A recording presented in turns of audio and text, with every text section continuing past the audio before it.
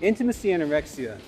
This is a new term to some of you, but I think if you'll just watch for the next couple minutes, you may know someone or be someone who actually is having intimacy anorexia affect their marriage or their relationships.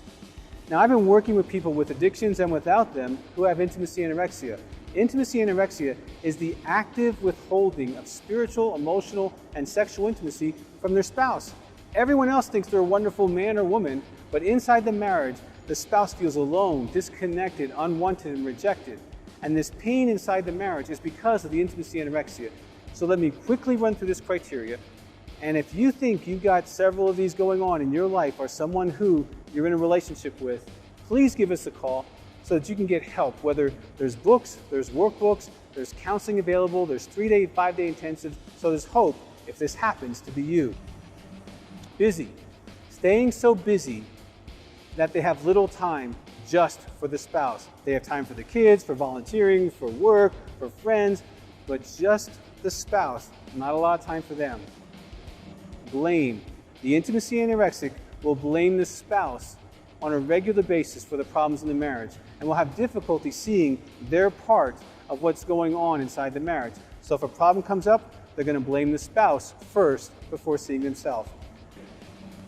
They withhold love.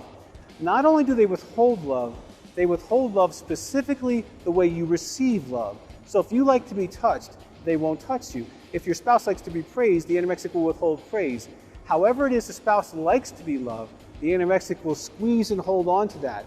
And how do I know? Because when they get in trouble, they know how to love their spouse. Withholding praise.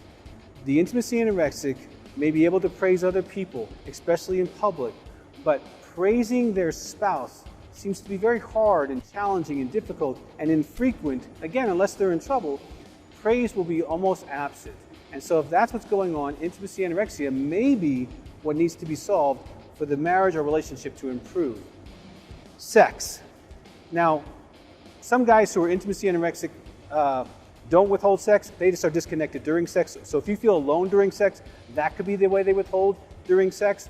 Or there are some people, men and women, who literally will withhold sex. They won't have sex for days, weeks, or months, or years at a time. If that's going on, you know that's going on and could be a notice that you have intimacy anorexia inside your relationship. Withholding spiritually. They might be a rabbi, a pastor, a medicine man, or spiritual leader or woman in their community, but at home, they don't pray, they don't connect, they don't read literature, they don't open their heart spiritually to their spouse. Feelings.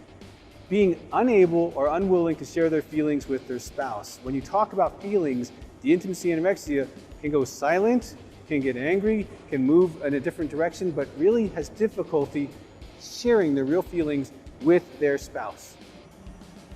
Anger or silence. This is a way that the anorexic maintains distance or creates distance so that intimacy stays less in the relationship. They can blow up and be the bully and push you away, or they can shut you down for hours, days, or weeks at a time and not talk to you so that you have to beg to be loved. That could be a symptom of intimacy anorexia. Criticism. Two forms of this. Ongoing criticism, which means regularly being criticized, or ungrounded criticism. It's almost as if they're making things up to criticize you about. And they often do. They make the worst case in their head, they think that's what you're doing, and they act as if that's what you're doing. Money. Now, some intimacy anorexics have no problem with this, some do. They withhold or limit money from their spouse. Now, I appreciate you spending a minute watching this, but if you have 5 or more yeses for yourself or for someone you're in a relationship, strongly consider getting the Intimacy Anorexia book, DVD, or workbook, or get the Married and Alone, which is for the spouses, or give us a call at Heart to Heart.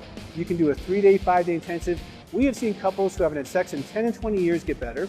We've had couples who have really hard times being in relationships actually bond and attach and connect. And they call me back a month later saying, this is the best marriage I've ever had. I didn't believe it was possible. If that's you, we would love to hear from you. Intimacy anorexia is a real situation and you can heal from it.